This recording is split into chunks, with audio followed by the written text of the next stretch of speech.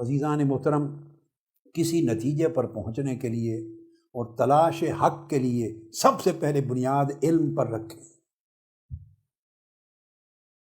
اور آپ نے اپنے دین و مذہب کا علم حاصل ہی نہیں کیا۔ جب آپ باہر کے گروپس کو شیئر کرتے ہیں، رجسٹر ہوتے ہیں اور بیٹھ کے ان لوگوں سے نظریات سنتے ہیں دین کے بارے میں، مذہب کے بارے میں، قرآن کے بارے میں، خدا کے بارے میں، جنہیں خود کچھ معلوم نہیں، تو سوال یہ ہے جب آپ کمپیریٹو اسٹڈی کرتے ہیں، مقابلہ کرتے ہیں، توازن کرتے ہیں، تو اس کے لیے ضروری ہے کہ دونوں سائڈوں کا علم برابر ہونا چاہیے آپ کو۔ جب آپ موازنہ کرتے ہیں کمپیریٹو اسٹڈی دو چیزوں کے درمیان، یہ طے کرنے کے لیے کہ کیا سچ ہے کیا جھوٹ ہے، کیا صحیح ہے کیا غلط ہے، کیا مانیں کیا نہ مانیں،